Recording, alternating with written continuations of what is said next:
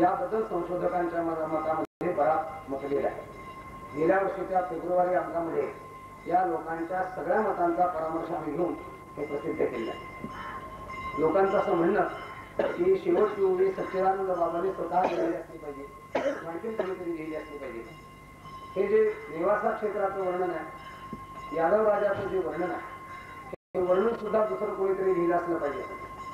आणि अभावाचा पुरावा समोर करून, अनुल्लेखाचा पुरावा समोर करून या गोष्टी प्रस्थापित करण्याचा प्रयत्न विद्वानांनी केला आहे. तरुण भारतमध्ये हा लेख प्रकाशित झाला. त्यानंतर आम्ही आमच्या स्वस्तिशील मासिकामध्ये त्या संपूर्ण म्हणण्याचा परामर्श घेतलेला आहे आणि हे सगळं मत चुकीचं आहे असं प्रमाणाने सिद्ध केलं आहे. त्यापैकी एक गोष्ट आपल्याला सांगतो, अनुल्लेखाच्या पुराव्याला अभाव प्रमाण म्हणजे अनुपलब्धी प्रमाण असं. अनुपलब्धी प्रमाणाचे काही बंधन आहे. उगीच मनात आलं म्हणून अनुपलब्धी प्रमाण असं म्हणून चालत नाही. अनुपलब्धी प्रमाणाला योग्य उपलंभ जर असेल तर योग्य उपलंभाचा अनुपलंभच योग्य होतो आणि योग्य अनुपलंभजन्य जे ज्ञान ते ज्ञान अभावाविषयी प्रमाण समजलं जातं. यद्यपि अभावाचं ज्ञान हे जरी नैयिक आणि विशेषत्वाने मानलं असलं, त्याची चर्चा केली असली तर ज्ञानेश्वर महाराजांनी एवढं उत्तम लिहिलंय की नैयिकांनी लिहिलेल्या संपूर्ण शास्त्राचा समावेश ज्ञानेश्वर महाराजांनी लिहिलेल्या एका ओळीच्या अर्धालीमध्ये होता. शून्याचा निष्कर्ष जे एवढा एक शब्द जर महाराजांचा पाहिला, त्या सर्व अभावांचा परामर्श ज्ञानेश्वर महाराजांनी घेतला. पुरावा काय त्यांचा की स्थलाचा आणि कालाचा निर्देश, स्थलकालाचा निर्देश करताना त्या अमृतानुभवामध्ये नाही, हरिपाठामध्ये नाही, गाथेमध्ये नाही, तर मग ज्ञानेश्वरीतच कसा, ज्या ते अन्यत्र उल्लेख नाही आणि इथे उल्लेख आहे, याचाच अर्थ असा की या उल्लेखामध्ये ज्ञानेश्वर महाराजांनी स्वतः केलेला उल्लेख नसला. तर त्याचं उत्तर थोडक्यात असं आहे की अनुल्लेखाचा पुरावा अभिव्यक्त करणं हे अनुपलब्धी प्रमाणाच्या दृष्टीने योग्य नाही. हे कसं म्हटल्यासारखं झालं तर सीतेचं वर्णन करताना स्वतः वाल्मिकीने की जो आद्य कवी आहे, क्रांतदर्शी आहे, दीर्घदर्शी आहे, पारदर्शित्व ज्याच्या दृष्टीला प्राप्त झाले, त्याचा थोर ऋषींनी संपूर्ण वाल्मिकी रामायण लिहिलं आणि त्या वाल्मिकी रामायणामध्ये सीता कोणत्या रंगाची, कोणत्या काठाची कंचुकी लेवीत होती याचा उल्लेख केला नसल्या कारणाने सीता कंचुकीत लेवीत नव्हती असा निर्णय करणं हे जितकं अचरटपणाचं असेल तितकंच हे अचरटपणाचं आहे की ज्ञानेश्वर महाराजांनी या केलेला निवासाचा उल्लेख आणि सच्चिदानंद बाबांच्या नावाचा उल्लेख हा अन्य कोणी केलेला आहे असा संशोधनाचा भाग आणि तर्काने गोष्ट मान्य केली पाहिजे. हा कोणाच्या अपमानाचा, कोणाच्या निंदेचा प्रश्न नाही, प्रश्न आहे तर्काचा, बुद्धीचा. अनुपलब्धी प्रमाणाची जी बंधन आहे ती बंधनं जर तुम्ही पाळली नाही आणि केवळ बंधनं न पाळता आम्ही बोलतो हे प्रमाण तुम्ही समजा, हे विद्वानांच्या सभेमध्ये मान्य होणार नाही. अज्ञानी लोक जरी हे मान्य करीत असले तरी विद्वत सभेमध्ये ही गोष्ट मान्य होण्यासारखी शास्त्रार्थामध्ये न बसणारी गोष्ट आहे आणि ती गोष्ट आपण आपल्या स्वस्तिशील मासिकामध्ये लिहिली आहे म्हणून त्याचा मी फारसा उल्लेख करीत. तेव्हा ही ताम्रपटावर विराजमान झाली. आरंभीच आपल्याला सांगितल्याप्रमाणे ज्ञानेश्वरी या कागदाच्या आसनावर तो बसलीच आहे. आताच आपल्या आमदार साहेबांनी सांगितल्याप्रमाणे खरोखरीच साऱ्या विश्वामध्ये एखादं मानपत्र, एखादं मानचिन्ह ते ताम्रपटावर आहे. पण एवढा मोठा 9000 ओव्यांचा ग्रंथ ताम्रपटावर कुठेही विश्वामध्ये नाही. ही सर्वात पहिली गोष्ट आणि अतिशय महत्वाची. हाच धातू का निवडला? वास्तविक ज्ञानेश्वरी अशी आहे की ती सोन्याच्या अक्षरात सोन्याच्या पत्रावर लिहावी अशी आहे आणि ते अवघड अशा प्रकारचं काही नाही, तेही होण्याचं सारखं आहे. पण आज ती गोष्ट आपल्या शक्तीमध्ये नाही. मग सोन्यानंतर क्रमांक कोणाचा लागतो? सोन्यानंतर क्रमांक तांब्याचा लागतो. म्हणजे तांब हे शुद्ध आहे, पवित्र आहे आणि दीर्घकाळ टिकणार. इतकंच नव्हे तर सोनार लोक सोन्यामध्ये जर कठीणपणा निर्माण व्हावा असं वाटलं तर तांब हेच मिसळतात, दुसरं कोणतं धातू मिसळत नाही. कालकुपी जी कोरली जाते ती ताम्रपटाची कोरली जाते. म्हणजे दीर्घकालाचं त्याचं जे शाश्वत रूप आहे ते या ताम्रपटाच्या रूपाने केले जाते. म्हणून ही ताम्रपटावर ज्ञानेश्वरी विराजमान करावी असे या मंडळाच्या मनात आलं आणि त्याप्रमाणे ही ताम्रपटावर विराजमान झाली. ती ताम्रपटावर आसनस्थ होऊन ज्ञानेश्वरीच्या मनात आल्या की आता आपण आपला माहेरी जावं म्हणून ती ज्ञानेश्वरी आळंदीपासून इथपर्यंत आली आणि ज्ञानेश्वरी आल्या कारणाने आम्ही सगळे मंडळ त्याच्या बरोबर या निवासा क्षेत्रामध्ये आलो. आळंदी परिसर विकास समिती अर्थात देहू, पंढरपूर ही सगळी त्याच्यात नाव आहे. म्हणून नावामध्ये मात्र एक एवढंच नाव आहे. पण या परिसराच्या योजनेमध्ये महाराष्ट्रातल्या सर्व तीर्थक्षेत्रामध्ये ही स्थिती निर्माण व्हावी असा त्याचा प्रयत्न आहे. कालच्याच या ताम्रपटाच्या प्रकाशनाच्या समारंभी मुख्यमंत्र्यांनी 5 क्षेत्रांचा उल्लेख केला. काही मंडळी म्हणाले का नेवाशाचा कसा केला नाही, आणखी 2-3 क्षेत्रांचा उल्लेख का केला नाही.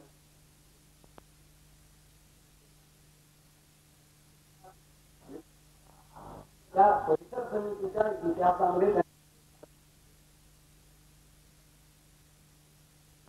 तिथेही त्याचं सौंदर्य स्वच्छता राहिली.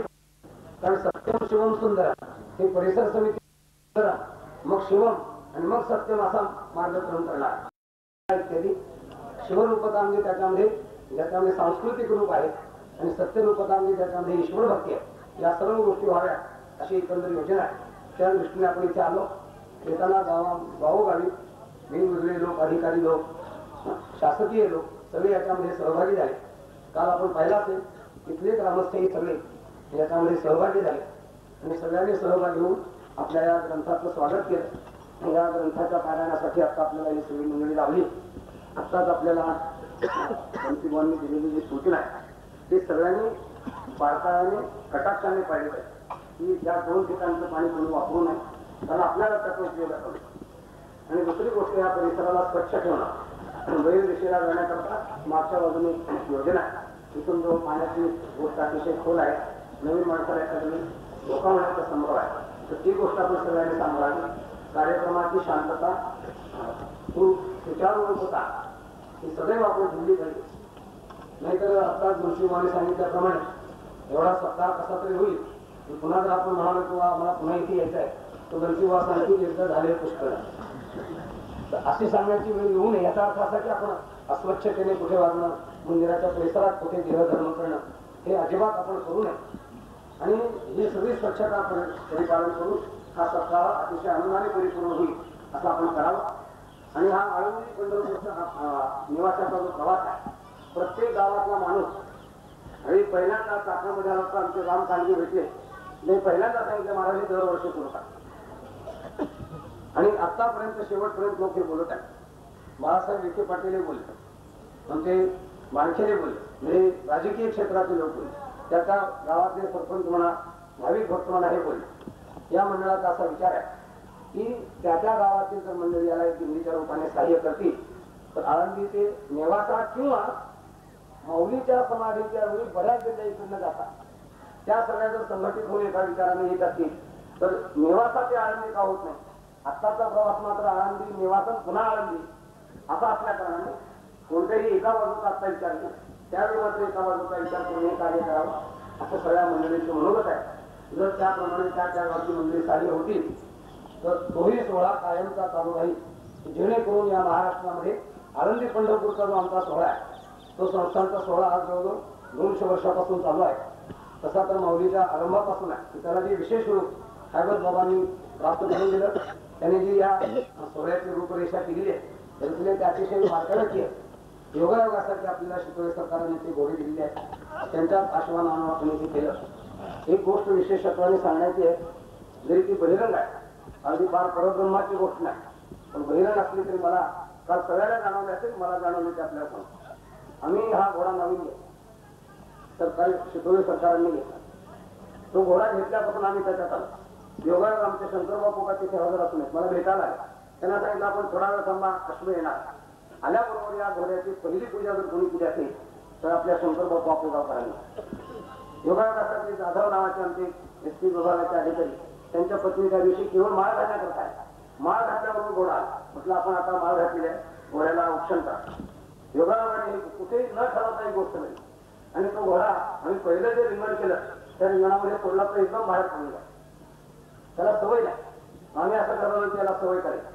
रोज रिंगण करीत करीत आणि सवय करीत इथपर्यंत त्यानंतर आमच्या मनात आलं की सगळी मुलं बाळ लहान लहान जमलेले, इथे जर घोडा मोकळा सोडला तर मोठा अवघड होईल काढले, तेव्हा सोडून आपण धरून ठेवूया. पण ते घोड्याचे जे मारुती 2-3 मुलं आहेत ते म्हणजे महाराज नाही, आज आपल्याला कसल्याही परिस्थितीत निवासामध्ये घोडा मोठा आहे आणि आज घोडा स्वतंत्र ठेवला पाहिजे. आपलं हे शेवटचं रिंगण आहे तर सोडूया म्हणून सगळ्यांनी ठरवलं. त्याप्रमाणे काल घोडा तो सोडला. मोकळा घोडा सोडलेला तो अतिशय दक्षतेने काल पडला. हे या सोहळ्याचे वैशिष्ट्य आहे. तो घोडा घोडाई माऊलीची या बुक्का लावण्याने त्या घेताना आम्ही तिथं होतो आणि बुक्का लावला तेव्हा होतो. येताना जे त्याच्यामध्ये एक प्रकारचे चांचल्य होतं ते संपूर्ण त्याचं केवळ बुक्का लावल्यानंतर संपले. एक परदेशात आम्हाला पत्र त्यात लिहिले की मला बरं नाही, मी सगळे उपाय केले, मला आपल्या माऊलीचा बुक्का पाठवला. तो जन्मलेला आहे परदेशामध्ये, अमेरिकेमध्ये, आणि तिथे जन्मलेला तिथे राहणारा माणूस त्याचं पत्र. आमची विश्वस्त मंडळी ज्ञानेश्वर महाराजांची एकत्र बसली. त्यामुळे काय करायचं, तेव्हा उठलं त्यांनी काय मागितलं आपल्याला, बुक्का प्रसाद तेवढं पाठवून द्या, त्याचं त्याच्याबरोबर अदृष्ट असेल. आम्ही त्याप्रमाणे पाठवलं आणि योग असा की त्याचं पुन्हा पत्र आलं की मी आपल्या माऊलीचा बुक्का लावल्याने भराला. ही गोष्ट तुम्ही चमत्कार म्हणून मानू नका, पण ही घडलेली गोष्ट आहे. त्याचं पत्र जसं त्या तसं इंग्रजीमध्ये आणि त्याचं मराठी भाषांतर आपल्या स्वस्तिश्री मासिकामध्ये दिलेलं आहे, ते आपण वाचला म्हणजे ही गोष्ट जर परदेशात घडते तर घोडा एक तोही या सोहळ्यामध्ये कसा समाविष्ट व्हायचा तसा झालेला आहे. आणि तो या सोहळ्यामध्ये तयार होऊन आता या वर्षीच्या माऊलीच्या सोहळ्यामध्ये हा घोडा उत्तम प्रकारचं रिंगण करू शकेल अशी योग्यता त्याला प्राप्त होते. त्याप्रमाणे इथल्या मंडळींनी केलेलं स्वागत हे अतिशय हृदयाला स्पर्श करणार अशा प्रकारचं आहे. सर्व मंडळींचं आणि यावेळी कृतज्ञता व्यक्त करून आपल्या मनीमानसी असलेली गोष्ट फक्त इथे याचा आरंभ म्हणून व्यक्त केली, वास्तविक व्यक्त करण्याची फारसं कारण अशातला भाग नाही मनात आहे. तरी सुद्धा सभेची मर्यादा पाळून एकंदर सगळ्या लोकांना ही गोष्ट ज्ञात असावी की त्यांच्याविषयीची कृतज्ञता आपल्या चित्तामध्ये ठेवणं, कारण आभार हे साहेबी थाटाचं काम. कृतज्ञता आपल्या चित्ती बसवणं, त्याची व्यक्तता करणं, त्याप्रमाणे आपण वागणं हे भारतीय संस्कृतीला धरून असल्या कारणाने या सर्व ग्रामस्थांचे, सरपंचांचे, आमचे फाटके साहेब त्यांचे आणि हरिभक्तपरायण बनसीवांचे मनामध्ये असलेले जे आदराचे भाव ते या कृतज्ञता शब्दाने व्यक्त करून मी माझे अल्पसं बोलणं पूर्ण.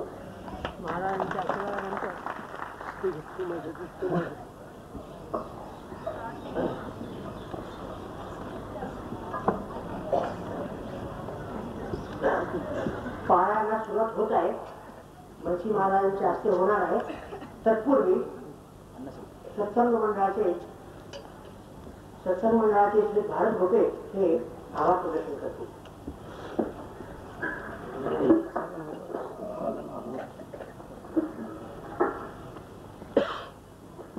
गुरुवरे साखरे महाराज, हरिभक्तपरायण बंशीवर तांबे, या नगराचे प्रथम नागरिक भाऊसाहेब जगताप, या भागातील माजी आमदार संभाजीराव फाटके, माझे गुरुबंधू आहेत, तसेच अप्पा रासने, या विभागाचे मामलेदार उजागर साहेब आणि उपस्थित बंधू, ज्या आतुरतेने आपण आनंद निघालो आणि इथं आल्यानंतर या पावनभूमीमध्ये आपण राहलं आणि आपल्या या पारायणाला सुरुवात होते, तर त्या निमित्तानं आपण दीप प्रज्वलन केलेला आहे. तर गुरुजी महाराजांच्या हाताने शिवासते त्यांना श्रीफल द्यायचं आणि त्यांच्याविषयीची कृतज्ञता व्यक्त करायची मंडळाची म्हणून. तर प्रथम आपल्या ज्यांनी हे मंदिर उपलब्ध करून दिले या भागातले आणि आपल्या संप्रदायातले सुपरिचित हरिभक्तपरायण बंशीवर तांबे, ज्यांचा परिचय सर्वांना आहेच, पण माननीय अध्यक्षांच्या त्यांनी आत्ता ज्या काही गोष्टी सांगितल्या त्या गोष्टी सगळ्या विसरून जायच्या आहेत. कारण त्यांनी सांगितले की बाबा आमचा स्वभाव आहे बोलण्याचा, तर ह्या गोष्टी विसरून जाऊ त्यांनी सांगितल्याप्रमाणे आपण वर्तन करून द्यायचं आहे. त्यांचा अनुभव बऱ्याच लोकांचा आहे, सगळ्यांचाच बऱ्याच लोकांचा असतो, पण त्यांचा अनुभव आहे, त्या अनुभवातून ते बोलले. ते जरी खरं असलं तरी आळंदीकरांच्या विषयी मी जसा या मंडळाचा एक कार्यवाह आहे तसा ते आळंदीकर पण आहे. तर बाबाने एक विनंती करायची की बाबा आळंदीत आपल्याला बरेच लोक भेटले असतील, कदाचित वास्तवही आपलं झालं असेल, तिथे झालंच आहे, पण ज्यांना आपण सांगितलं असेल की त्यांनी आम्हाला पंक्ती दिल्या नाहीत, पण अशाच माणसाची जर आपली भेट झाली असली तर आमच्या मंडळाचा किंवा इतर आळंदीकरांचा त्यात दोष नाही. पण जे आळंदीकर किंवा असे भाविक आहेत की ज्यांना जर आपण भेटला असता तर त्यांनीही पंक्ती आपल्याला दिल्या असत्या, नाही असं नाही आहे. आणि दुसरी गोष्ट की बाबा आपला अनुभव फार आहे, 73 वय आहे त्यांचं, पण वय सुद्धा त्यांचं वाटत नाही 73 असेल म्हणून, कारण परवा सहज फिरण्यावर बरीच चर्चा झाली त्यांच्याविषयी. तर आपल्याला एक विनम्र भावाने सांगू इच्छितो की आपण केव्हाही आळंदीत येऊन जर आपण कुठलाही कार्यक्रम करायचा ठरवला तर त्यावेळी आपण जर भेटला तर आपल्याला कधी कमी पडू देणार नाही.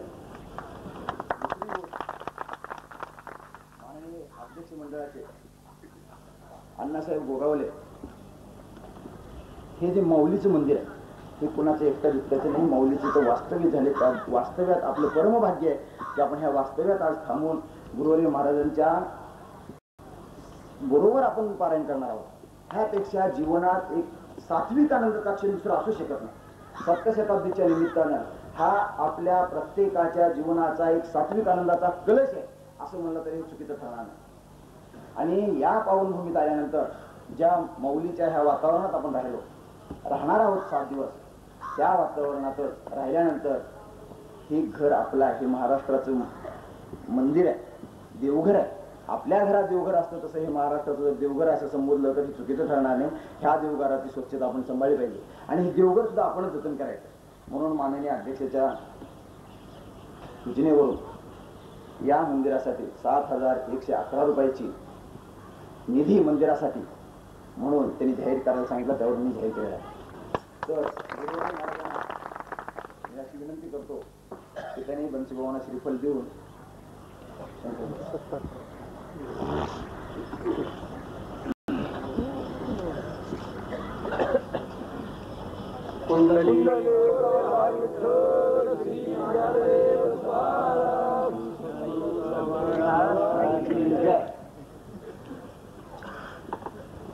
या भागाचे प्रथम नागरिक आम्ही कालनिमित्त हे सगळं करत होतो.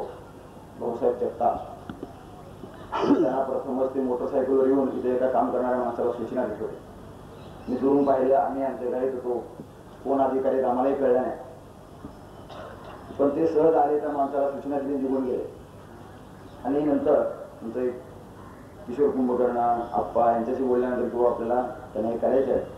आणि काल आप्पांच्याकडे म्हणजे संभाजीराव फाटक्यांच्याकडे बसले असताना तेवढ्या भाऊसाहेब जगताप आले आणि त्यावेळी मला कळलं की काल आपण ज्यांना पाहिलं तेच ह्या ग्रामाचे प्रथम नागरिक आहेत. आणि अतिशय मनस्वी आनंद झाला की स्वतःहून जातीनं ज्यावेळेस आळंदीहून माऊली इंद्रायणी जेव्हा इथे भेटायला येते या अमृतवाहिनीला, त्याचं स्वागत आपण करायला पाहिजे म्हणून जातीनं त्यांनी स्वतःच्या सेवेचा, आपल्या जीवनाचा किंवा याचा विनियोग या सत्कार्यात केलेला आहे. ते कोण अतिशय आनंद झाला. तर त्यांचा श्रीफळ देऊन गुरुवर्य महाराज सत्कार करतो.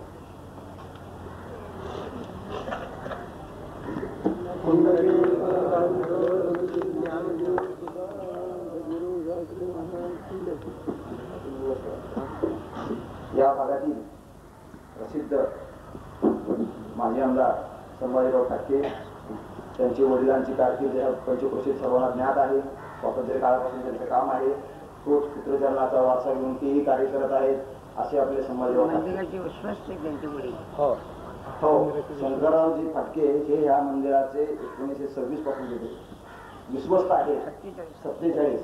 तर तेव्हापासून आणि या मंदिराचा काही वाद निर्माण झाला त्यावेळेस त्यांनी दिलेली जी साक्ष आहे ती साक्ष अतिशय महत्वाची आहे. कदाचित त्या साक्षीनं जर हा निर्णय पाळला म्हटलं तर ती उचित ठरणार आहे. इतकं त्यांच्या वडिलांनी केलेलं कार्य आहे. त्यांचा पितृवारसा घेऊन जे आता काम करतायत ते आपले संभाजीराव ठाकरे.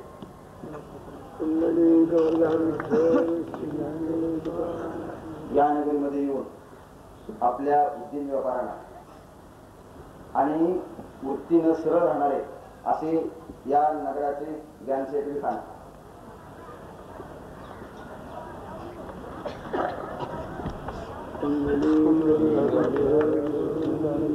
या विभागाचे आतापर्यंत जसं प्रत्येक पुण्याचे जिल्हा पुरवठा अधिकारी, खेडचे मामलेदार, प्रत्येकाने बाबा कुठेही अडचण आली तर आता आपल्याला सगळ्यात महत्वाचं होतं शॉर्टेज डिझेलचं आणि रॉकेलचं. त्याप्रमाणे आत्ता जे इथं आपल्याला उपलब्ध या विभागाचे मामलेदार त्यांचंही आपल्याला सदैव सहाय्य आहेच आहे असे उजागर साहेब.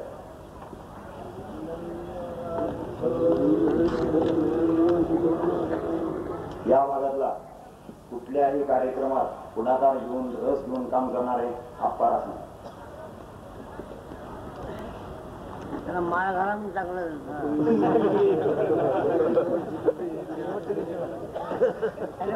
शेवटच्या दिवशी माळ घालायची त्यांनी आश्वासन दिले. बाबांचा सर्व त्यांनी पाहिलेला आहे. ही सर्वात आनंदाची गोष्ट आहे.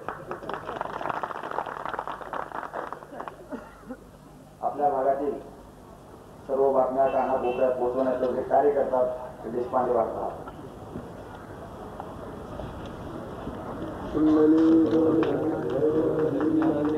या विभागातील आप्पा आपले संभाजीराव त्यांचे बरोबर कार्य करणारे पोपटावर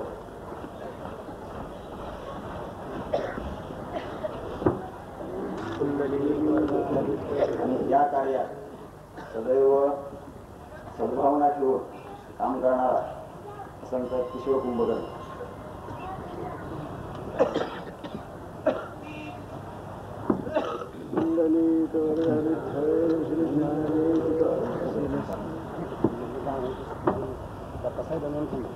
आता यानंतर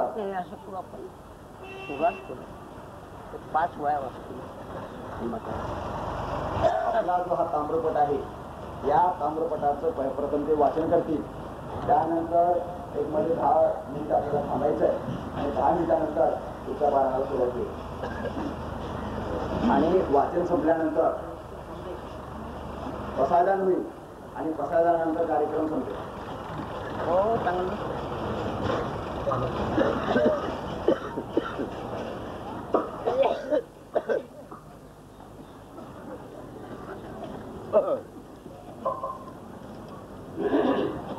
ओम नमो जी आज्ञा. पुढे असं बघा, मी पुढे म्हणतो आपण मारून. ओम नमो जी आज्ञा. ओम नमो जी आज्ञा. वेद प्रतिपाद्या. वेद प्रतिपाद्या. जय जय ससंवेद्या आत्मरूपा. जय जय ससंवेद्या आत्मरूपा. देवा तूची गणेशू. देवा तुझी गणेशू.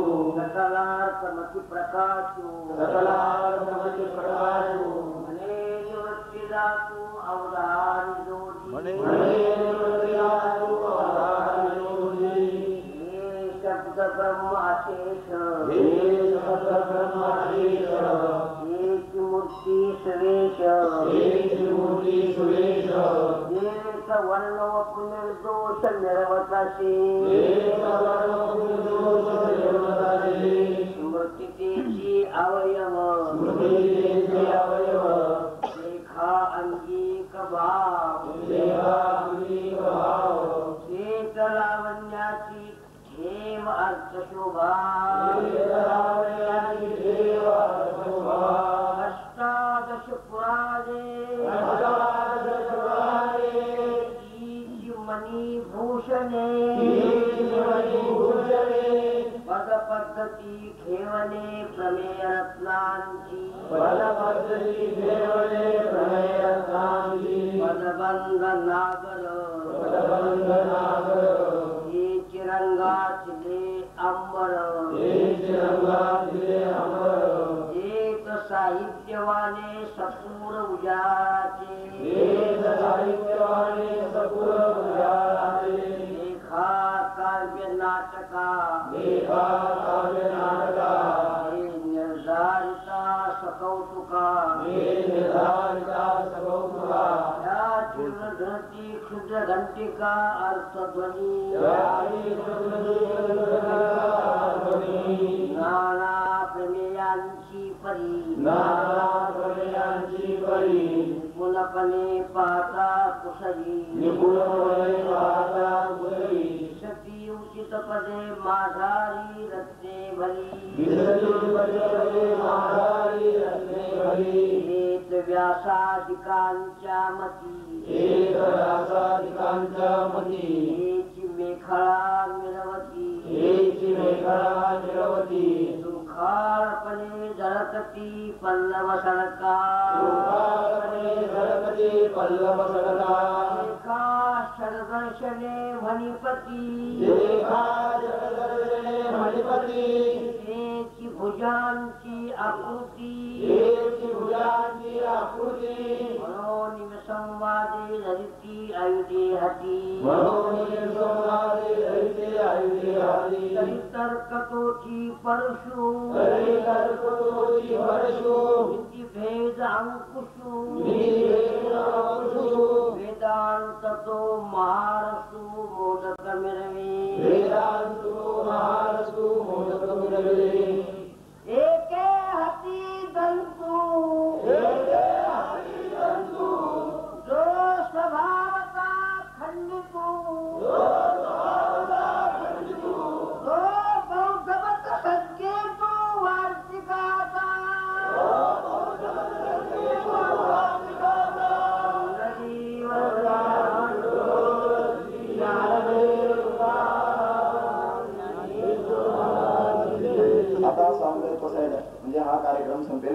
झाल्यानंतर 10 मिनिटानंतर बरोबर आपलं आपण स्थान ग्रहण करायचं आहे. एक ध्यानात ठेवायचं आहे की आपण ठेवलेल्या ग्रंथाला आपला पदस्पर्श होऊ द्यायचा नाही. दुसरी गोष्ट, आसनावरून उठल्यानंतर शांत चित्तानं आपापला जाऊन परत जागेवर बसायचं, गोंधळ होऊ द्यायचा नाही. हे नम्र विनंती.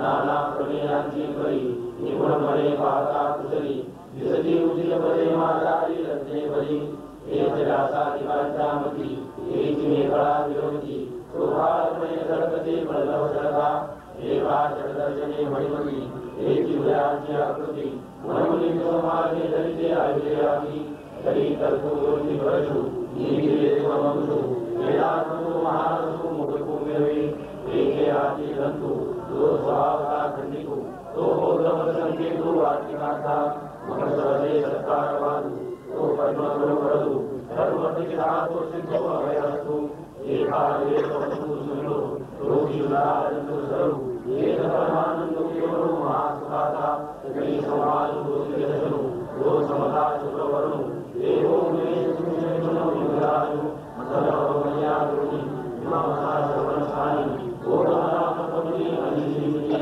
प्रलय प्रवाल सुप्रभ द्वैता द्वैति मुख हरिषे पणे वडले महासरावणि उपरे शोभसे ये उदारे नाम करते ये तुम्हें पूरी सुवर्णे शोभती वरी आहार सर्वेश्वर उपार सर्वसार अपार महामंडल मस्तकाकारे ये दिने लोहरे ये शब्दों मगोरे ये न्यासी प्रमाण के आदि जब आधार विनोदासी ये जातव्या कला कामी ये शाता विश्वमयी दुनिया बलवे सदु ये आया साधु मनोनी से जाता रु बेकावई ऐसे वरांजन बेके ये विरति आराधे भगवान सहाय ने करने महानी कारणा साधि भगवती ऐसा पूर्णता सुनि नारियो में मनोनाशि गुरुमति ये कला योगी ऐसे मनुष्य में सर्वे शाखा मनोवस्तुति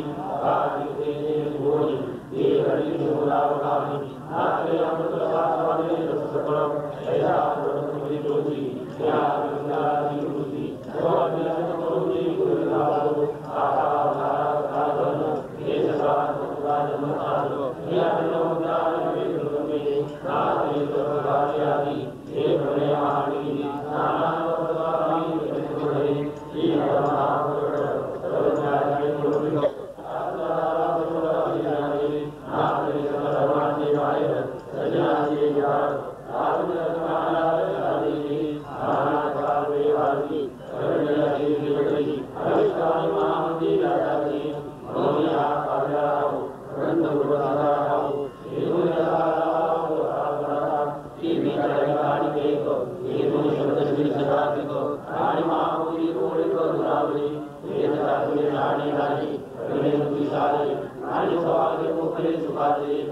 माधुरी मधुरा रंगारी श्रीकला गुरु मध्यादि गुणे एक कला निर्मला पुण्यासी बलावाला मनोनी नयायाने आने पापा नारेलो रंगी सर्वनि जावेलो नाम सुरमानी को होसेन साधु ने देवरी ऐसे नयन से उड़े ऐसे राष्ट्रपति बने बिगड़े इसको आप उसके लिए आए या परिस्तारे ऐसे वाणी सुवाणी अपराध आदि राम के बसी बिना अपराधी होइए ऐसे रासों की के दौलत सकलो एक ऐसा भाई लावण्य की नवाई कबरे जैसे आगे अंतराम की आदि उजानी माधवी बड़ी ये तो मनुष्य को से मालूम पड़े अल्लाह पाक ने पाई किया गई आदि को सुवर्ण ऐसे आरा साधारण महाकारी बड़े मन निवारदारी ऐसे रासों की अलंकारी आड़े से बड़े हमारे ये जान में आया श्री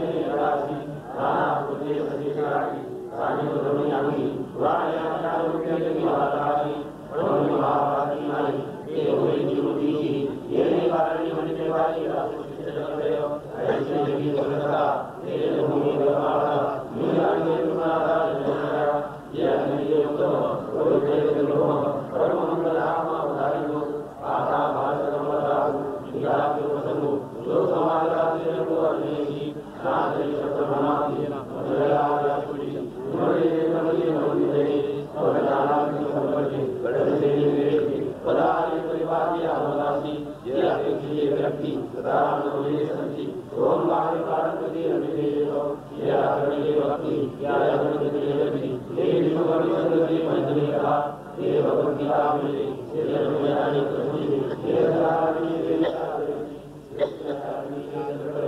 आज हम बोले बोलायची हौस म्हणून जेव्हा बोलायला प्रवृत्त होतो, माझी खात्री आहे स्थूल देहाचा डॉक्टर फार तर एका रोग्या माणसाचं रोग्याची तात्पुरती लयरूप निवृत्ती करू शकतो, आणि ती झाली तर होते, एरवी होत नाही.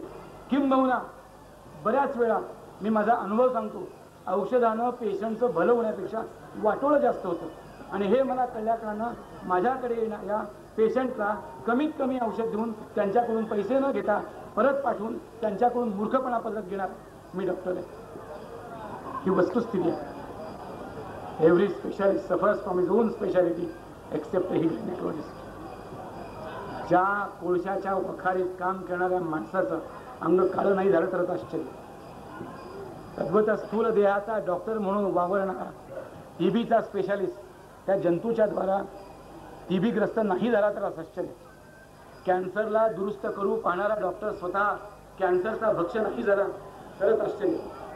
ज्ञानेश्वरीचा मंत्र आहे, आश्चर्य असं आहे की ती तुम्हाला दुःख दोषानुदर्शन घडून अनुदर्शन घडून तुम्हाला चिरतारुण करते, तुम्हाला अमरत्व करते.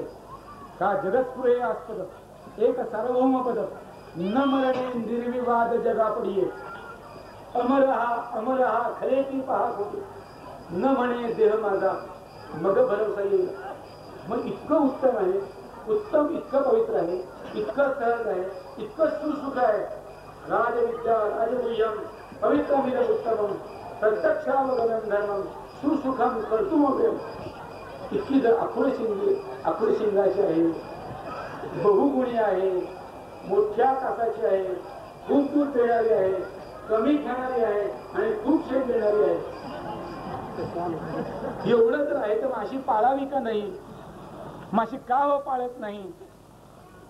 माऊलीनेच उत्तर दिलंय, अश्रद्धाना हा पुरुषा धर्मस्यास्य परंतप अप्राप्य माम निवर्तन्ते. मृत्यू संसार वर्तमनी पाहे पा पवित्र दूध आणि गुड पासी पसेच्या पदराड ते अव्हेरून गोचिड अशुद्ध काय नसेवी. अरे पवित्र असणारं, शुद्ध असणारं, पौष्टिक असणारं दूध, त्या दुधाचा अव्हेर करून ज्याप्रमाणे गोचिड अशुद्ध अशा पुयपंकीचे किडे काय चिरसी घेते त्या पुयपंकाचा स्वीकार करतं, त्याप्रमाणे हृदयामध्ये मी रामू असता सर्व सुखाचा रामू परिभ्रांतासी कामू विषया. असं घडत नाही का? खूप घडतं म्हणा. तसं ज्ञान जेव्हा महाराजांनीच माझं प्रवचन ऐकलं तेव्हा ते बोलताना माझ्याबद्दल बोलले, महाराज हा योग काही पुन्हा येणार नाही. ज्या खांबाला बसून ज्ञानेश्वर महाराजांनी श्री गुरु निवृत्तीनाथांच्या कृपेनं श्री गुरु निवृत्तीनाथांच्या समोर कळी काळामध्ये दुःखानं ग्रस्त झालेल्या पुरुषांना दुःखातून मुक्त करण्यासाठी सुखरूप होण्यासाठी ज्ञानेश्वरी सांगितली, त्याच प्रांगणामध्ये माझी पात्रता असो नसो मला ज्ञानेश्वरी आपल्यासमोर अनुवाद रूपानं सांगण्याची योग्यता दिली. नारळ आहे की तुम्ही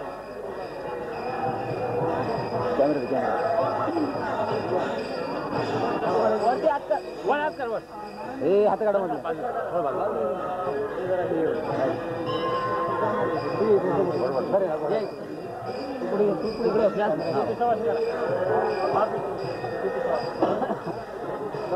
मागे येऊ का पुढे बांधून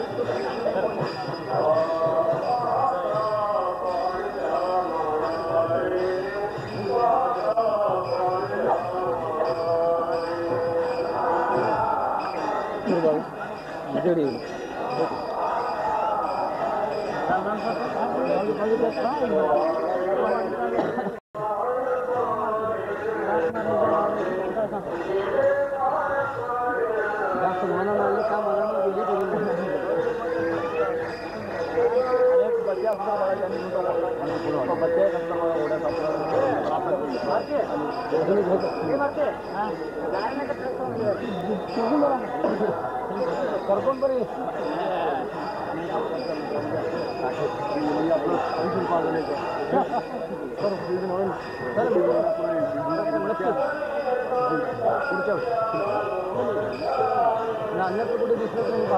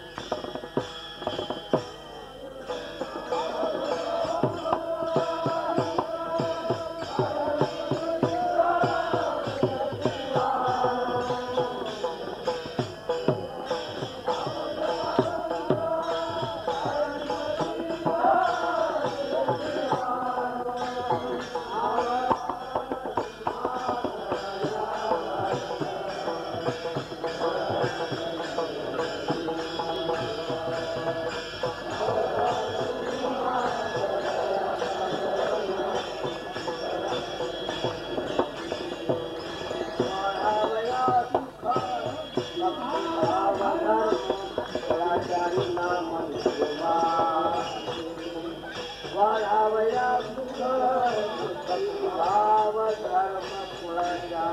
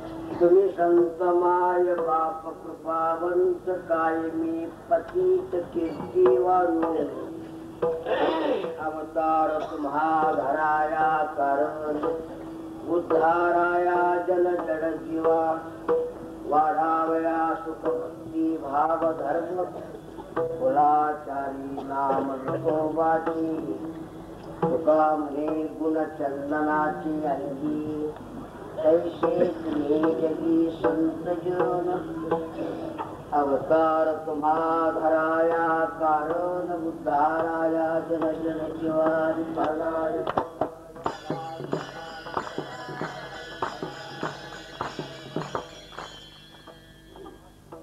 तुकाराम महाराज 16व्या शतकात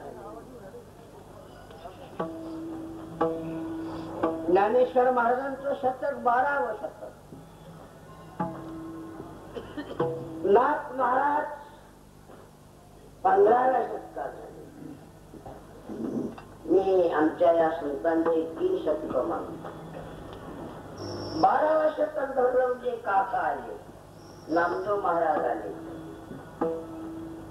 चोखोबा आले, संत जना आली. बाकीच्या लोकांचं काही तसं सांगायची गरज नाही. नाथ हे फार मोठे. ज्ञानदेवांच्या काळी स्वराज्य होत आणि यदुवंश विलास सकल कळा निवास न्यायाचे पोषित श्री रामचंद्र असं कौतुकाने देवगडावर असलेल्या रामदेवरावाचं ज्ञानदेवाने वर्णन केलं. सकल कला निवास न्यायाचे पोषित हे अतिशय महत्वाचे शब्द आणि रामदेवरावाबद्दल ज्ञानदेवाने वापर. रामदेवरावाच्या राज्याला प्रजा कंटाळली होती. महागाईने उच्चांक गाठला होता आणि ते नकोस झालं होतं. म्हणून अल्लाउद्दीन खिलजी देवगडाच्या पायथ्याशी येऊस तर महाराष्ट्राच्या लोकांनी कोणीही प्रतिकार केला नाही. हा आळ रामदेवावर घेणं चुकीचं. पण ज्ञानेश्वर महाराजांचे शब्द आमचे मामा दांडेकर म्हणतात की तुकोनी घेतले मोती. ज्ञानेश्वर महाराजांचं काव्य म्हणजे ते असं कोणत्या काव्याचं वर्णन करतात? ओ विज्ञानेशाची. तसं तर बायका आमच्या लहानपणी दातावर मोळ्या म्हणत असतात. आंब्याचा आंबरसट पाणी घालून केला नाश. बाईच्या नशिबात कुठे होता गाली कस. आमच्याकडे आता बायला सोडले मी.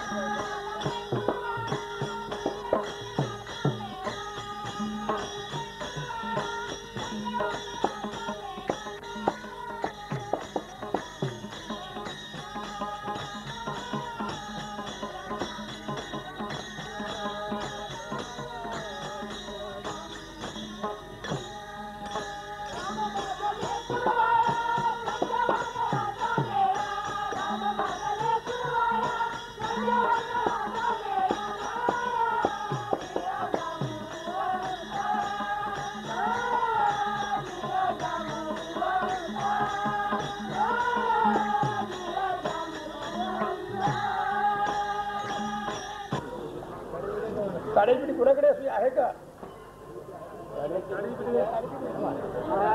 आहे ना? एक माझ्याकडे नको, तिथे घ्या, तुमच्याजवळ ठेवा काड्याची. ज्याला बँक कळते बरं का, हे तुम्ही इधर नोट बघायची खरी खोटी जरा बघा. हे घ्या वरून बघा. माहीत कुठे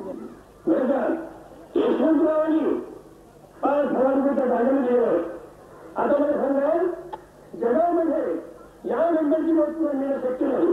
आणि लक्षात, सगळ्या देशात ही जी नोट आहे या नंबरची नोट जगात मिळणं शक्य नाही. तिथं कोणती निघाल तुम्ही गाडी का तिची लाख मोठा होते. लाख करा पुढे. आता ही लाख आहे की नाही, ही माझी लाख ठरवली. आता तुझी गंमत आहे,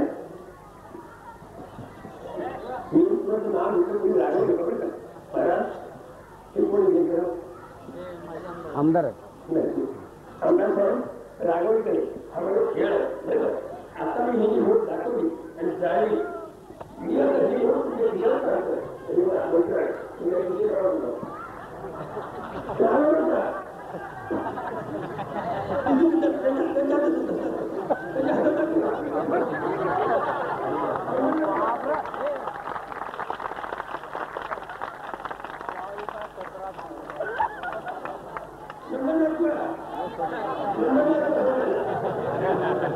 बावीस 78 58 22 78 58 22 78 58 22 78 58 त्यांच्या हातावर नंबर दिलाय.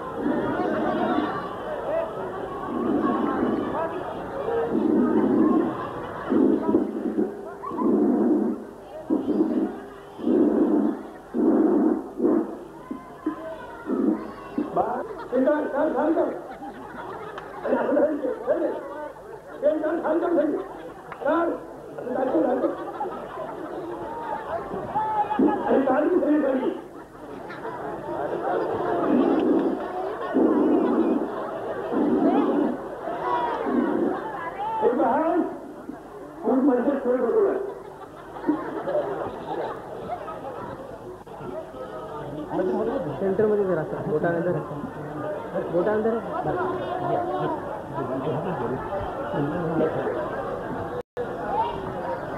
त्याने हातातला दोर बरोबर मध्यभागी जुळलेला आहे. आता ते त्याचे 4 पगड करतायत. आता मध्यभागी बोलत हा मध्यभागी तरी तो दोर धरलेला आहे आणि ज्यांच्या हातात ब्लेड आहे त्याने ते पापायला लावलेला आहे. एका दोराचे त्याने 2 विभाग केलेले आहेत.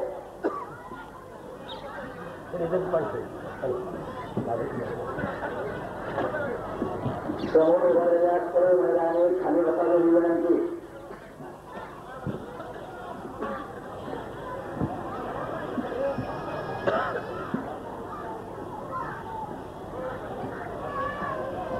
ते त्या दोरावर मंत्र टाकत आहेत.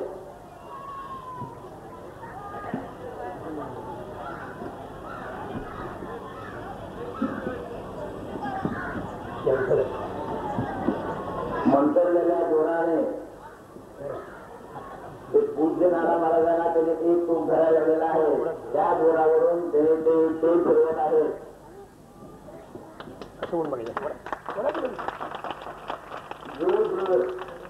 समोर झालेला ग्रस्ताने कापला होता, त्या ब्लेडने कापला होता. तो दूर त्याने अखंड करून दाखवलेला आहे. आपण हे सर्वजण पाहत आहात. त्यासाठी सर्वांनी एकदा टाळ्या वाजून त्यांचा आपण स्वागत करू. एक मुलगा तुम्ही उभा म्हणायचे पण खाली दाखवायचे मुलाला खाली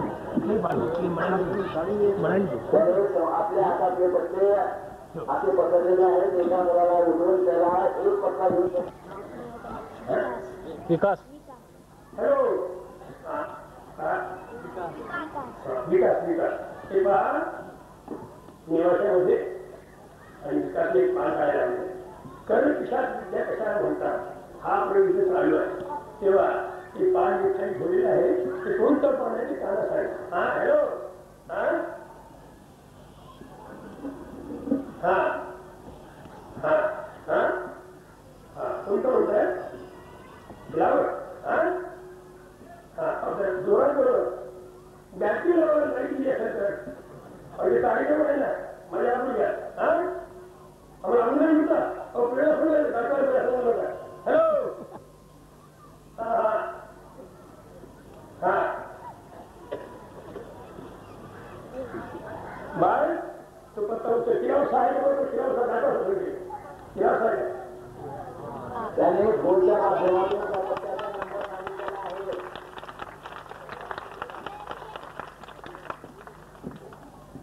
विकास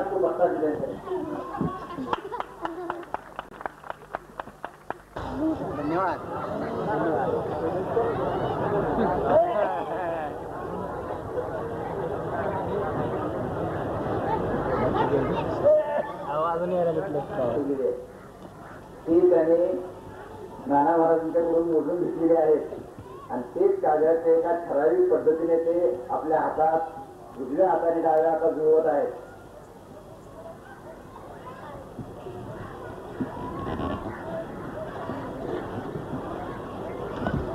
खेळाच्या पद्धतीने आपण पाना हातात धरावी तसे तरी ते 10 कागद आपल्या डाव्या हातात धरलेले आहेत.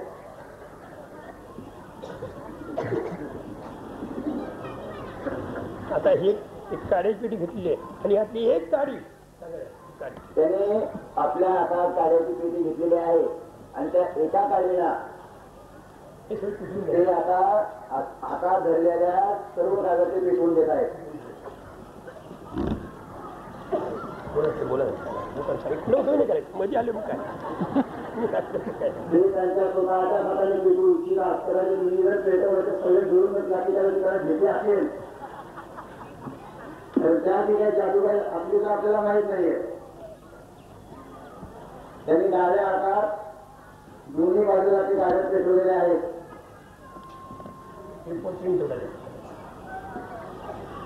त्यांनी ते सर्व कागद खुर्चीवर ठेवलेले आहेत. त्या हातावर फिरवून एक मंत्र म्हणताय. डाव्या हातात ते त्यांचा एक पेट घेतलेला आहे आणि सध्या थंडीचे दिवस असल्यामुळे ते शेत घेटायचा कागद पेटवण्याचा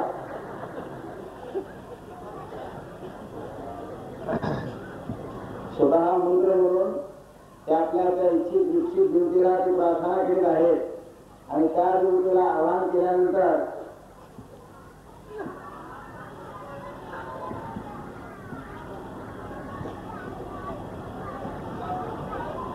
जे कागद पेटवलेली त्या कागदाची राख त्याने हातात घेतलेली आहे आणि ती राख ते डाव्या हातात दोनासून चोळत आहेत आणि त्या राखेला चोळत असताना ते ठराविक मंत्रांचा उच्चार करत असताना त्या मंत्राच्या द्वारे ते आवाहन करून ते आपला प्रयोग सिद्धीला जाण्यासाठी प्रार्थना करीत आहेत आणि त्या प्रयोगाच्या दौरान एक नोट आम्हाला दिसत आहे. सर्वांनी एकदा टाळ्यावरून आपण स्वागत करूया.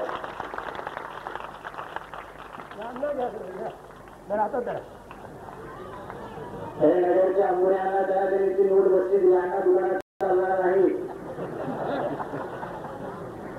दुसरी नोट आमच्या नांदेडची सावकार मुक्तावर सावकारला दिलेली आहे. एक आपल्या अप्पाला दिलेली नोट अंबोरे घ्या ते बाळासाहेब वांगोरेच्या गाण्याची नोट दिलेली आहे.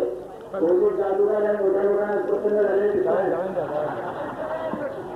हे आमचे आता काहीतरी पदार्थ त्यांनी आपल्याला त्या सुरावर कुंकर मारून टाकलेले आहे तो आपल्याला दिसला. त्यांनी काही खाण्याचा पदार्थ काढला तर सर्वांनाच आनंद होईल पण दुसरं काही काढलं तर मात्र पंचायत होईल.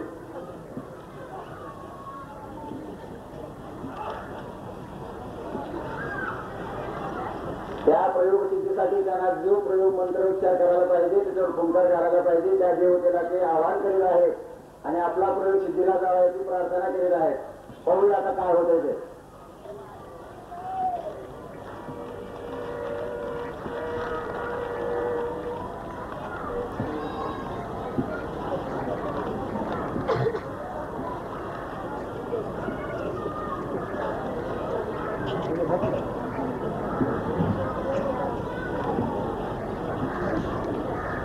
अद्यापर्यंत आवाहन केलेलं आहे. एक पदार्थ आवाहन करून त्यांनी केलेला आहे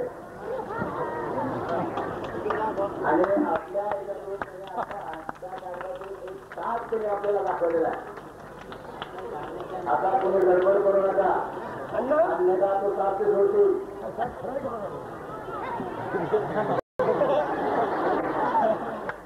नगरच्या अण्णांना साप खरायला दाखवत आहेत आणि त्यांच्या डोळ्याला मोठी बिंदू म्हणून त्याला तुम्ही दाखवलेला आहे. म्हणजे त्यांनी हातात धरायचं कामच म्हटलं पाहिजे. गजानन असं समजून दाखवत आहे हा साप रबराचा नाही ते खात्री करून घ्या तर तो खरोखर जिवंत साप आहे का रबराचं नाही ना. त्या सापाच्या हाताने आपल्याला निश्चित असं समजतं की हा जिवंत साप आहे. असं समजायचं कारण नाही की हा रबराचा किंवा दोरीचा नकली साप नक्कीच नाहीये.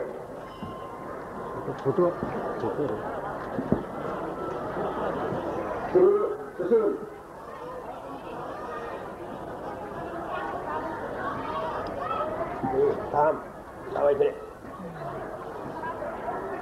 त्याने तो साप तोंडात धरलेला आहे आणि तोंडात त्या सापाचं तोंड आपल्या तोंडात त्यांनी धरलेलं आपण सर्वजण पाहत आहोत आणि त्या सापाची सुट्टी त्यांच्या उजव्या हातात आहे.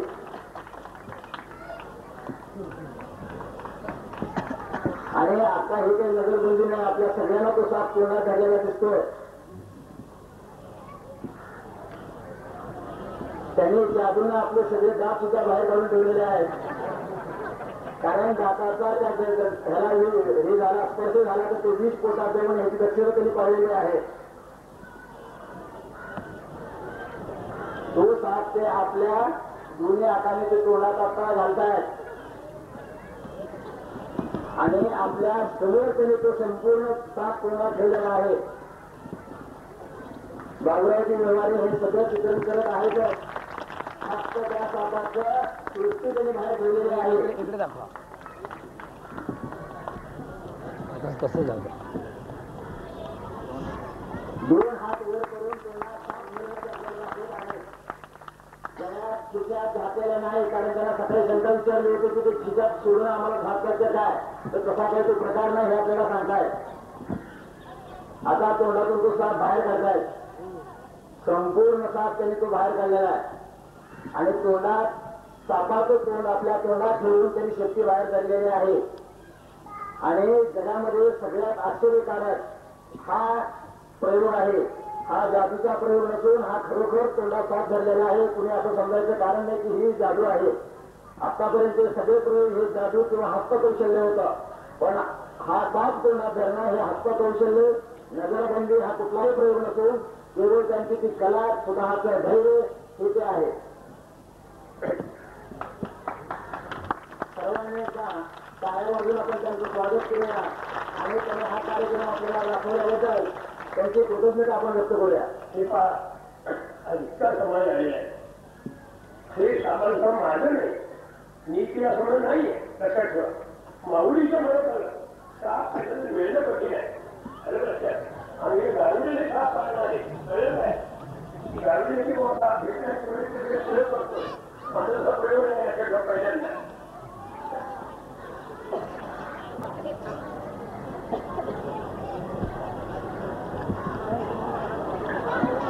त्याला दाताचा जर घटका थोडाही लागला तर शकत नाही.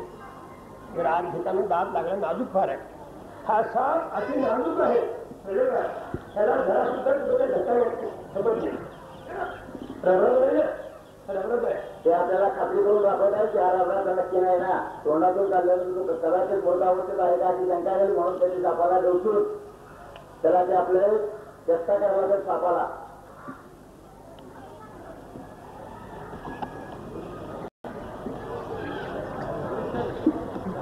आणि जगामध्ये सापाचे सगळे बरेच जण प्रकार करतात, पण संपूर्ण साप आपल्या तोंडात घेऊन पुन्हा बाहेर काढण्याचा प्रयोग हा अद्वितीय आहे.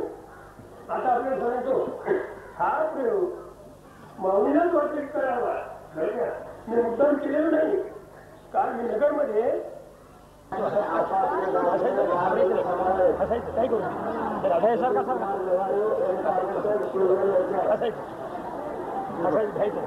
सुशील कुमार व्यवहारे यांनी ताबडतोब शोधलेली त्या सापाचा फोटो घ्यायचा आहे. सर्वांना पुन्हा एकदा विनंती, सर्वांनी शांततेने राहायचं आहे आणि या परिसरामध्ये सर्वांनी स्वच्छता पाळायची आहे, विसरायचं नाही. तसेच आज 5 ते 6 काही भक्त यांचं प्रवचन होणार आहे, त्याचा आयुष्य लाभ घ्यावा.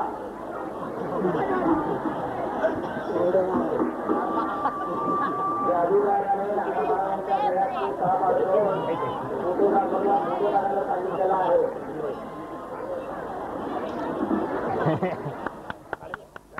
या क्षेत्राची मोठी आहे. दातव्यविधी यत्तानं दीयते उपकारे या श्लोकाचं व्याख्यान करताना माऊलीने आवर्जून देश देश या शब्दाच्या व्याख्यानात तरी आधी तव प्रयत्नीशी होणारे कुरुक्षेत्र का काय? कुरुक्षेत्र किंवा काशी असं स्थळ असावं ना तरी चुकेल्या दोन्हीशी तो देशही हो. या दोन्हीशी चुकणारा कोणता देश आहे? पहिला प्रथम नाव घ्यावंसं वाटेल निवासा भूमी, त्या भूमीला चुकणारी आहे. पंढरी भूमी ह्या भूमीला चुकणारी आहे. अलंका भूमी या भूमीला चुकणारी. याचा अर्थ असा आहे की दान धर्माला तर योग्य आहेच आहे, पण शिवाय ते कुरुक्षेत्र आहे. आपले आप्तेष्ट पितामह गुरु इत्यादिकांचं प्रेम काढून ठेवून आपल्या कर्तव्याला कसुभर घर ठरवण्याची एक धैर्य वृत्ती प्रधान भगवंतांनी ज्या क्षेत्रावर केली ते हे कुरुक्षेत्र आहे. कुरुक्षेत्राला एक इतिहास आहे, धर्मक्षेत्राला इतिहास आहे, तसा इथे इतिहास आहे. युद्धभूमी ज्याला म्हणतात आणि ते युद्ध कर्तव्य म्हणून, राज्यलोभ म्हणून नाही, भोगाची समृद्धी व्हावी म्हणून नाही, कुणाच्या द्वेषबुद्धीनं नाही, तर केवळ कर्तव्य म्हणून अशा पेचात अर्जुन असताना त्याला भगवद्गीता भगवान सांगताय, त्याला भगवद्गीता सांगताय. काही धर्मक्षेत्र आहेत पण कुरुक्षेत्र नाही. उदाहरणार्थ सगळ्यांच्या डोळ्यापुढे असलेली अयोध्या, न योध्या इथे अयोध्या असं पूज्य डोंगरेजी महाराज व्यक्त करत असत. युद्ध तिथे घडलं नाही असं म्हणत भगवान राम लंकेत जाऊन तिथे युद्ध केलं, सुग्रीवाच्या तिथे वाणीशी युद्ध केलं. अयोध्येत भगवान त्या ठिकाणी युद्ध करीत नाही. अयोध्या ही आजपर्यंत ही साधू संतांची भूमी आहे. त्याला गालबोट लागावं की काय व्हावं म्हणून थोडासा भीषण प्रसंग आता घडला आणि तोही असं चिंतन येतं तेव्हा तेव्हा भगवान रामचंद्रांच्या प्रेमाने गेलेल्या सेवकांनी गोळ्या आपल्या छातीवर घ्याव्यात आणि गोळ्या आपल्याला मिळणार आहेत हे समजून सुद्धा मोठ्या प्रेमाने तिथे निशस्त्र होऊन जावं आणि निशस्त्र असलेल्या आपल्या अधिकारी लोकांनी पण त्यांना प्रतिसाद थोडाफार का होईना द्यावा, कारण त्यांच्यावरही ते संस्कार आहेत. पण दैव दुर्विलास घडला, असंस्कारी लोक तिथे आले म्हणून हिंसाचार घडला. याचा अर्थ असा की शांतपणे साधू वृत्तीने जगून दान धर्म करावा अशी धर्मभूमी काही आहे, पण अशा प्रकारची धर्मभूमी ही कुरुक्षेत्र असून चालणार नव्हती. याकरता एक थोडासा इतिहास, पारंपरिक कथा अशी आहे.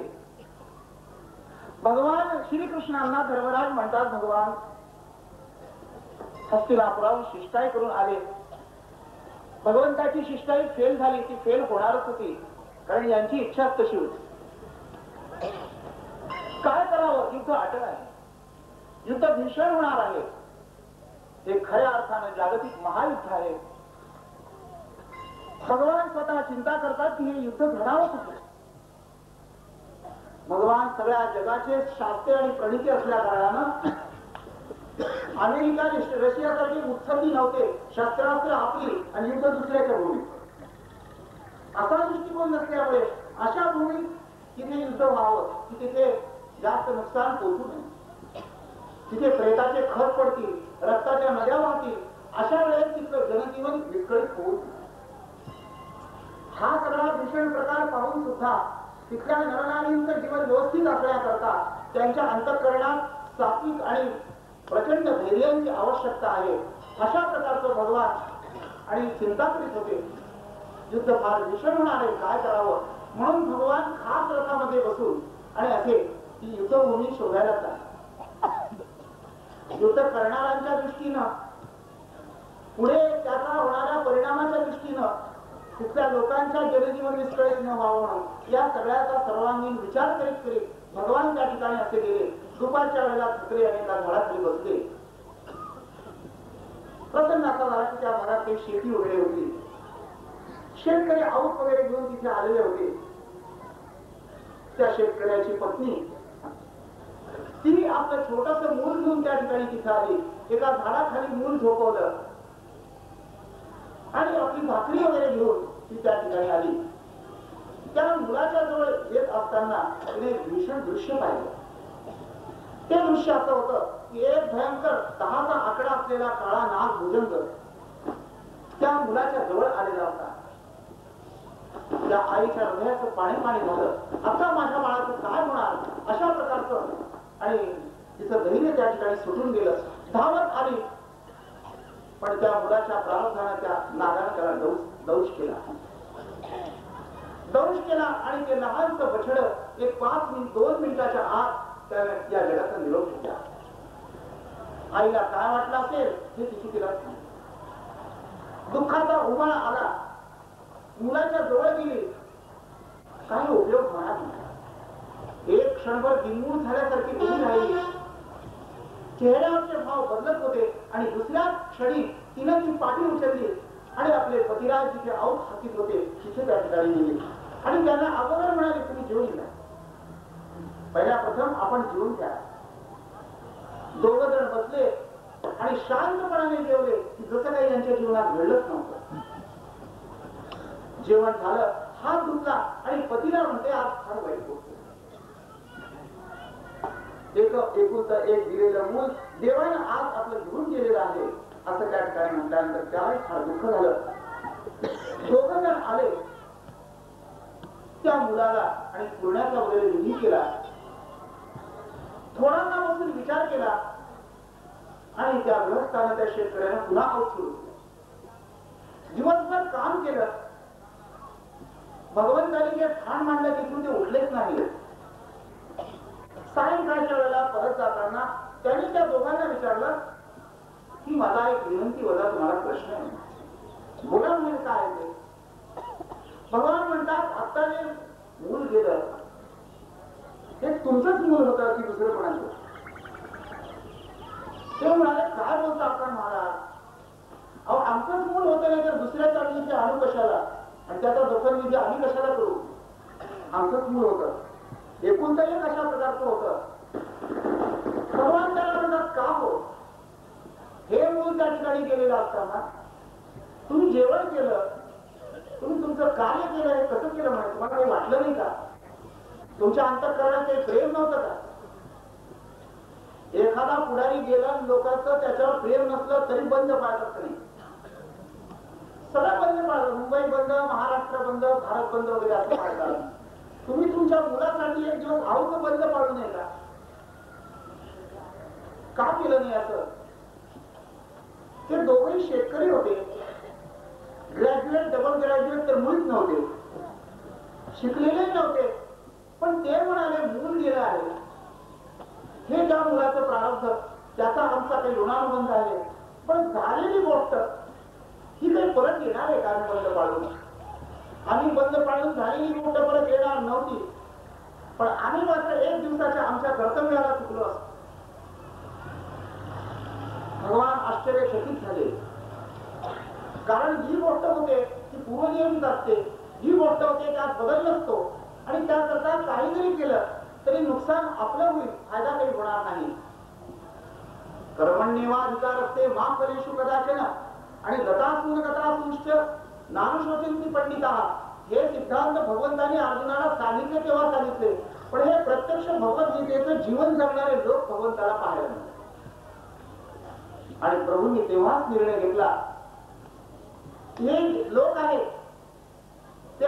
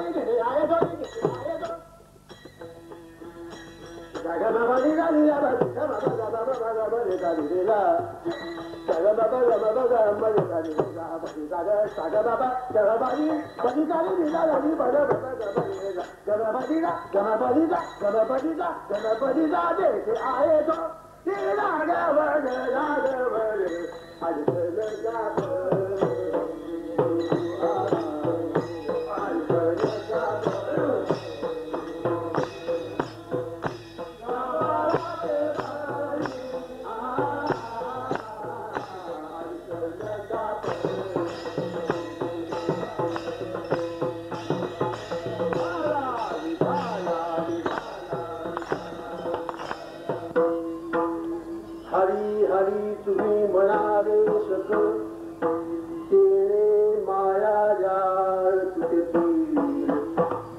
आणि नका पडू बाबाचे बळी हे आहे सोयी नाग भावे तुळशी पाणी जोडा हात म्हणावे पतित वेळोवेळा आणि नका पडू गाबाळाचे बळी ते आहे थोडी नाग तुका भळे हातव सुपेचा सागर नामासाठी पार पाववीर आणि नका पडू गाबाळाचे भळी तेथे आहे थोडी नागवड विठाला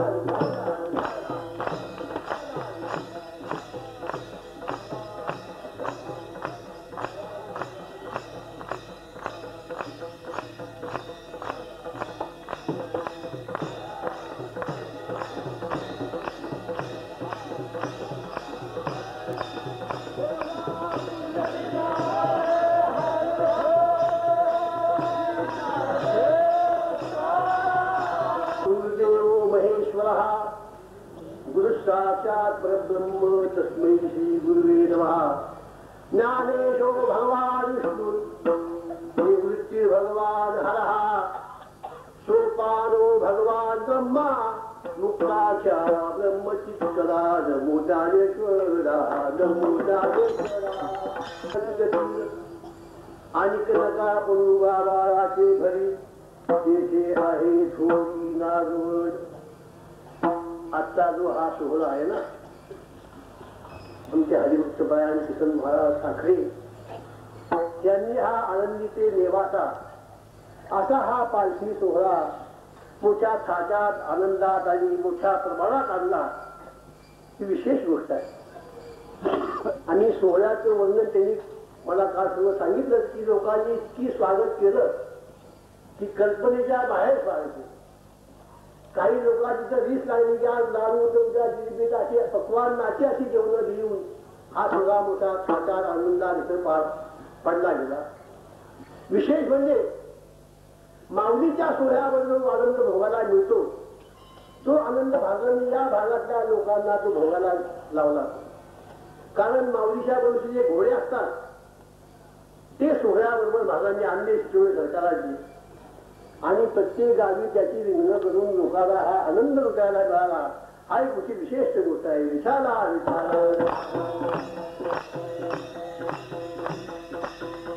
तन्निमित्त हा सप्त्याचा कार्यक्रम चाललेला आहे. मी त्यांना काल भेटायला आलो तेव्हा त्यांनी मला कीर्तनाचा आग्रह केला. मी त्यांना सांगितले की बाबा मी काय मोठा कीर्तन करी नाही, खेड्या भागातला कीर्तन करी बुवा आहे. इथं सर्व विद्वान मंडळी आहेत, त्यांच्या पुढे मी काय बोलणार आहे. प्रश्न आहे की नाही मोठा. पण त्यांनी एक असा आशीर्वाद दिला की बा मी श्रम बाहेर दिलेली आहे, काळजी करू नका. आमचे गुरु प्रेमी आमचे जे हरिभक्तपरायण बंसी महाराज यांनी आशीर्वाद दिले की तुमच्या भक्तागौरव जास्त आहे. आता दोघांचा आता वरला हप्त्या असल्यामुळे बघायला कारण मला काही काळजी झाली नाही.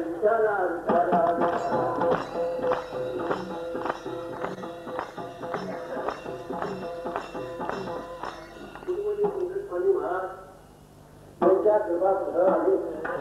मला जे काय दोन शब्द बोलतायचे ते आपण पुढे गोड मानून घ्यावेत अशी म्हणून मी माझ्या कीर्तनाची सेवा सुरू करतो. विचारा विचारा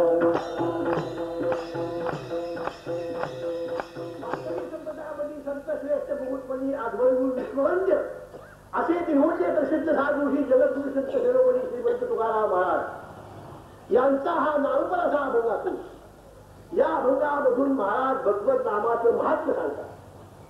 भगवत नामे सुखरूप आनंदरूप सत्य आदिदासी आदिक मंगल स्वरूप असं भगवंताचं नाव आहे. भगवंताचं नाव सुखरूप असायचं. जगातील प्रत्येक व्यक्तीला असं वाटतं की आपलं कल्याण व्हावं, पण त्याकरता मनुष्य प्रयत्न खटपटही करत असतो, पण कल्याण